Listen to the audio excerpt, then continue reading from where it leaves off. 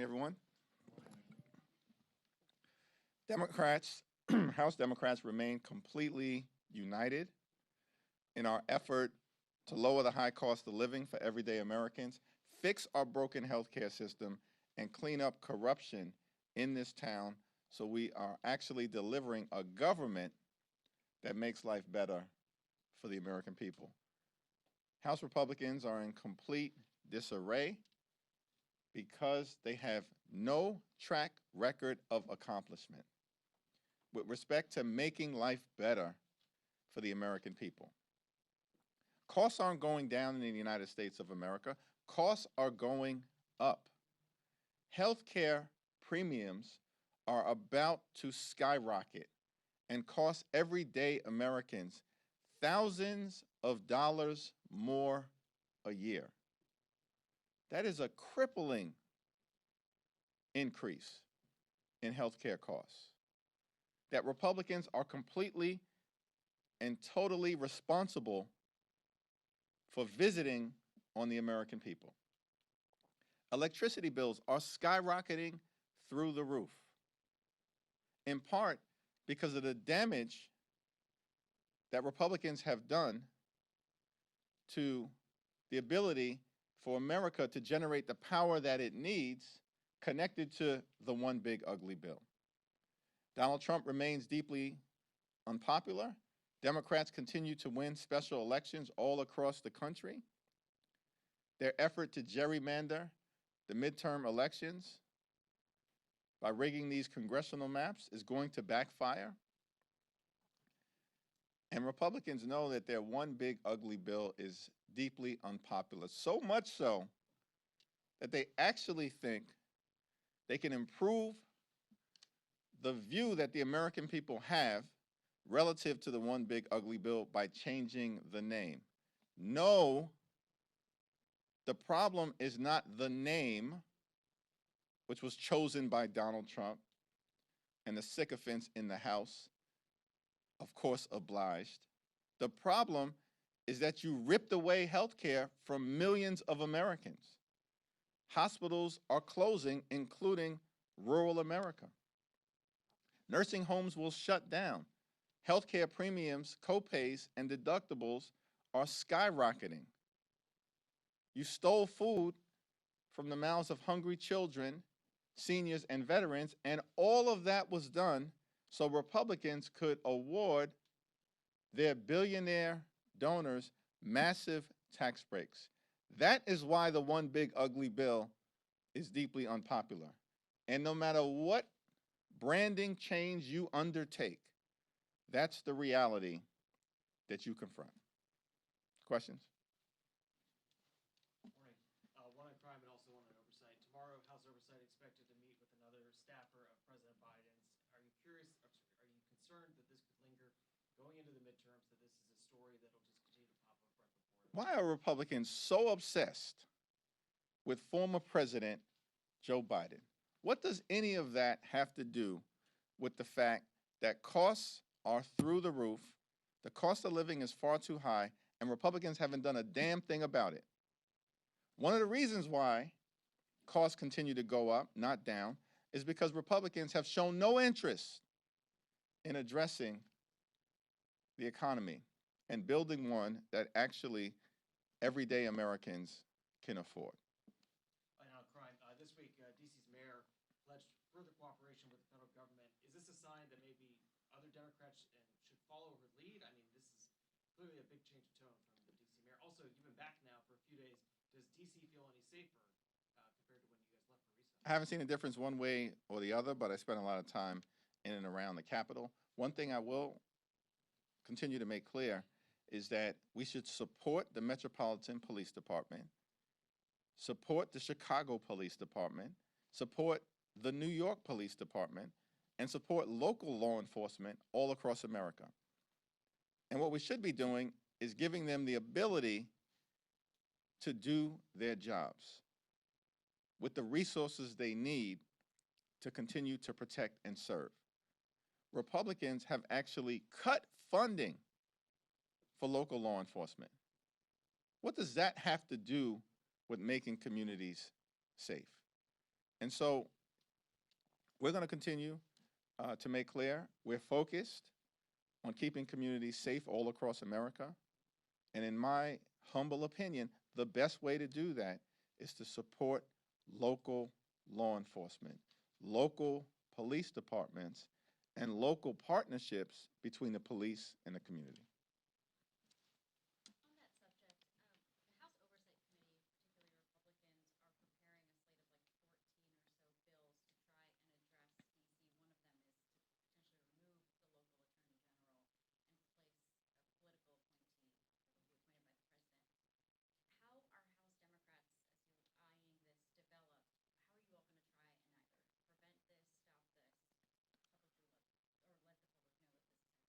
Why are House Republicans so focused on the District of Columbia when there are more than 330 million Americans all across the country, many of whom they represent, whose lives Republicans have failed to improve, whose lives Republicans have failed to make more affordable, whose lives Republicans are ruining by ripping health care away from millions of Americans and closing down their hospitals, including in rural America.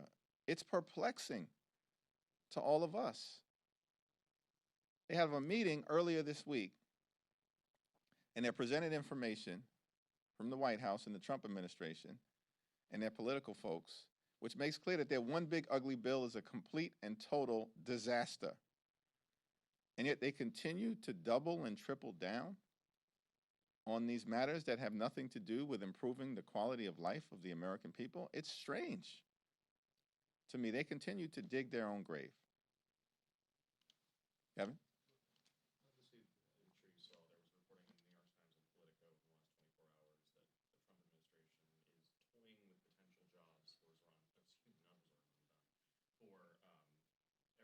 That would be breaking news. That would be breaking news. And Curtis Sliwa, I'm wondering what you, first off, your reaction to all of this, and also put this within the context of, do you think you could assuage some of this outside meddling if you were to take a position in this race? I don't really fully understand the notion of the outside meddling and how it is going to benefit anyone, because Donald Trump and the Republican brand is toxic in New York City, as is the case in so many other parts of the country. It's speculation as far as I'm concerned right now, but I don't see it having any political benefit for any of the people who are allegedly connected to some effort led by Donald Trump and the administration to change the trajectory of the New York City mayoral race.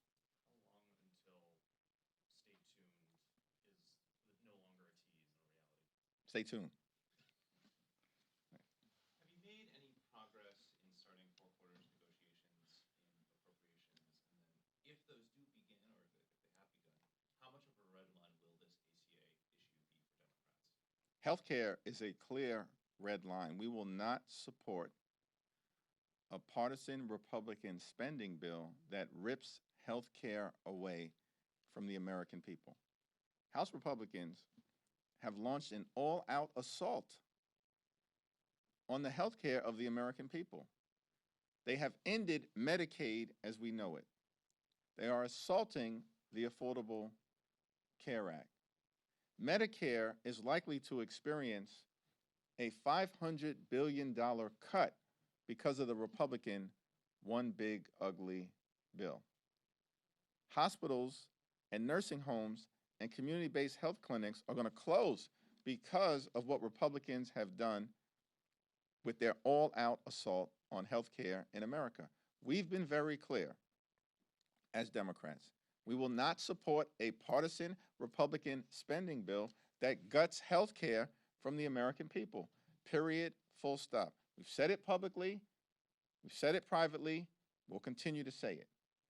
And Republicans clearly don't get it, because the Labor H appropriations bill that House Republicans support continues the assault on public health and the health care of the American people.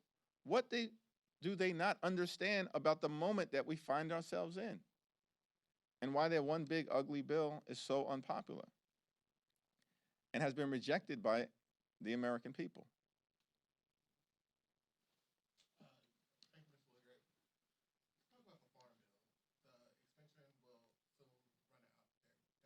There doesn't seem to be much consensus between the two sides about how to move forward. What's your level of concern given all of the other issues at play? I know government funding is top of mind.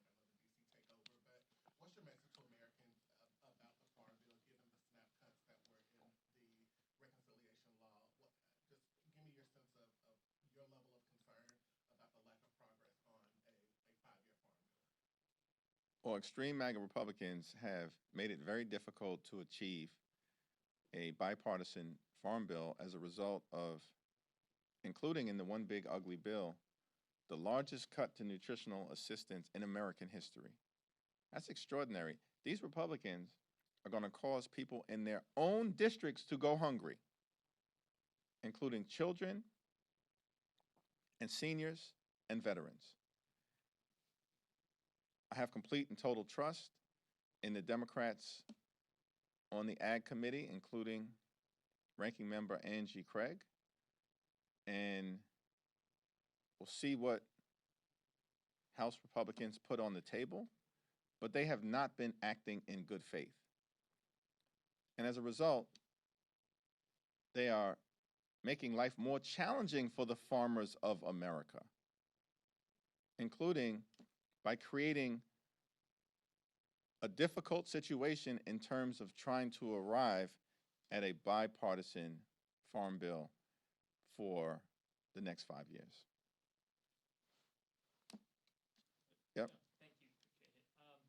You mentioned you thought redistricting was going to backfire on Republicans. I'm curious, why do you think that? And more broadly, is there a concern that if district lines are constantly changing around the country, that it might discourage people from running for Congress if they know that there's so much instability? We need one national redistricting standard to prevent the type of toxic shenanigans that Donald Trump and Republicans are engaging in by trying to gerrymander congressional maps in the middle of the decade to try to rig the midterm elections. That's a Democratic position, and it has always been that.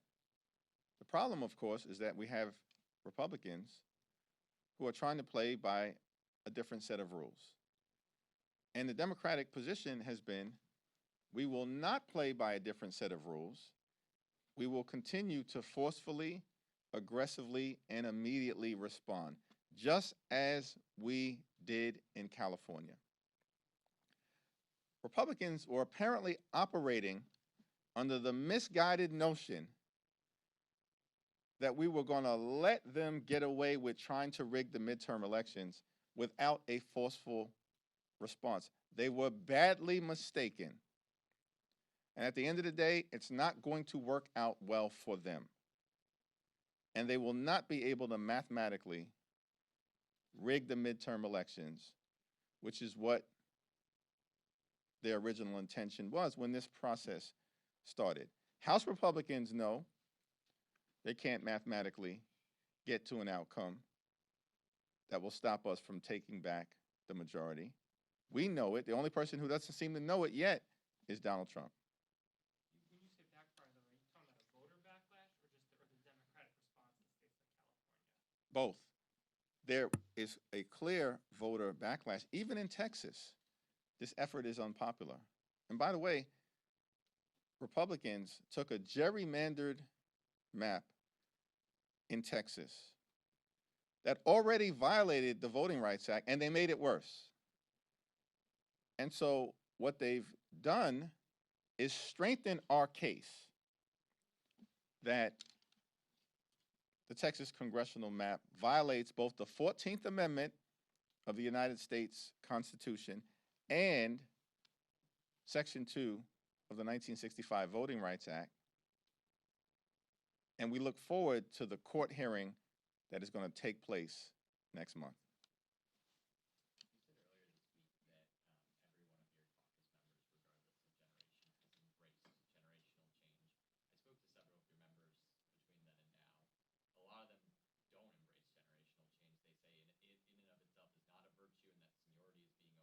Who exactly would that be? I spoke to Eleanor Holmes Norton, for example, John Larson. All these people are facing primary challengers who say it's time for, well, not Holmes Norton, but Steny Hoyer as well. A lot of these people are facing primary challengers who say it's time for a new generation of leaders. Let's take Steny Hoyer as an example, and then we can go down the list of each and every one of those people that you mentioned. Steny Hoyer was the House Majority Leader, a phenomenal leader for the country. So was Nancy Pelosi, and so was Jim Clyburn. It's not hypothetical that they embraced generational change. They all decided not to seek re-election to their leadership positions voluntarily, and were very explicit that they were going to open the door for a new generation of Democrats to lead the caucus moving forward. That happened. It's not hypothetical. No one's making that up. That's what's called embracing generational change. And the generational change that took place in the House of Representatives several years ago was unanimous for every single one of us. Now, every single one of you follow the last several caucus races to lead committees. And whether we're talking about the Natural Resources Committee, the House Judiciary Committee, the Ag Committee, most recently the Oversight Committee, I think what we've seen is that the caucus has embraced leadership from a new generation of members. Every single one of those races. Now, with respect to individual contests back at home, I strongly support John Larson's re-election because he's a great advocate. He's a forceful advocate. And so when I'm talking about generational change and how it's been embraced by members of the House Democratic Caucus, I'm talking about from a caucus perspective, facilitating the next generation of leaders as it relates to both traditional House leadership positions. We led on generational change, House Democrats. And we can thank Nancy Pelosi and Steny Hoyer and Jim Clyburn for that. In 2022, 3 years ago. And that has continued as we've seen races for committee leadership positions. Can I just quickly follow up? Yeah.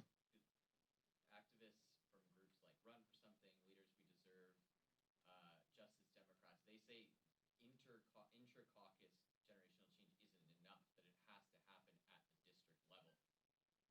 Do you disagree with that? I think that the House of Representatives is about renewal. It's one of the great things about the House. But every single congressional district and the electorate in those congressional districts are going to make a decision about who is best positioned to represent that congressional district moving forward. That's an individual decision that should be made by voters in these congressional districts all across the country. House Democrats and every single member of this great institution, we're on a 2-year employment contract. That was by design in terms of the framers. They said, we want this institution to be the closest to the American people. We run for office knowing that we're on a 2-year employment contract. We have to constantly go back to the voters to have that contract renewed based on whether we are doing a good job or not. That's a decision that will continue to be made by the voters in each and every one of these congressional districts. And they'll make it in the context of primaries in some instances, or they'll make it in the context of general elections in others. Thanks. Paul? Thank you. What do you think about the decision of President Trump to remove 6 of the 7 members of the Puerto Rico Fiscal Board? One of those is a person that you recommended. And I would like to know if the White House already contacted you about the new I'm in close touch with Nydia Velasquez, as well as Pablo Hernandez, and other leaders in the caucus as it relates to the White House's continued attack on the ability of Puerto Rico to actually meet its fiscal responsibilities in a way that lifts up the people of Puerto Rico as opposed to having things dictated to them. And so we'll have more to say on this issue, but I'm going to say it in partnership with the leaders of the House Democratic Caucus who have close connections to the island, including the island's resident commissioner. But any communication from the White House? No. Yeah, thanks. Thank you, Leader. The DNC posted in support of Zoran Mondani's campaign yesterday with a statement of Mondani saying, "We welcome anyone to join this movement." You've met with him twice, and stay tuned, declined to endorse him. Are you out of step with your party on this issue?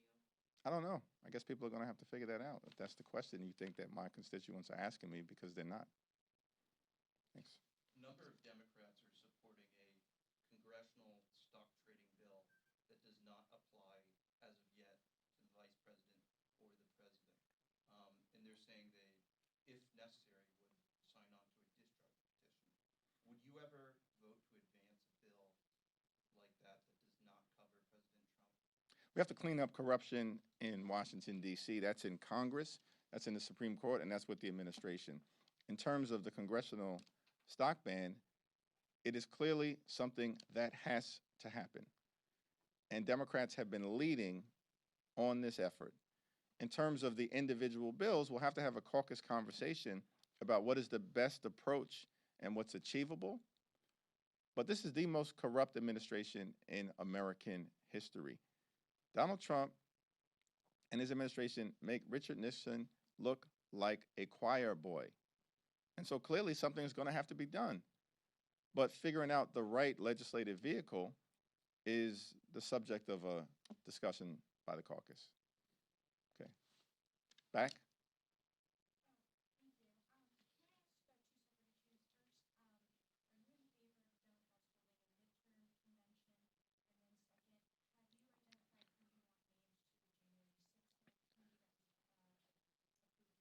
I'm in conversation with Jamie Raskin about the January 6th so-called committee, and we will aggressively and forcefully push back against any effort to try to whitewash what happened on January 6th, where a mob of violent individuals attacked the Capitol as part of an effort to overturn the results of the 2020 presidential election at the direction of Donald Trump. With respect, what was your first question? Yeah, no one has talked to me about this idea of a midterm convention, so it's not a proposal that has been subject to any serious discussion at this point. Last question. Yeah, the president is hosting Mark Zuckerberg, Tim Cook, Bill Gates, among other 24 tech CEOs tonight at the White House for dinner in the Rose Garden. I wonder what your reaction to that dinner is. Yeah, I don't know what the subject of the discussion is, so I'll reserve comment, but it would be useful if the president actually decided to convene a discussion with people on Capitol Hill related to how we lower the high cost of living in the United States of America, fix our broken healthcare system, and clean up corruption. That's what Democrats are focused on, and it's clear that Republicans have a very different agenda. And then I just want to follow Thank you, up, everyone. the DOJ is launching a probe into Lisa Cook. Any reaction to that? Listen, the Department of Justice continues to try to weaponize the federal government against people who have declined to bend the knee to Donald Trump and his extremism. We will not be intimidated by the Department of Justice. We're going to push back forcefully and aggressively and righteously.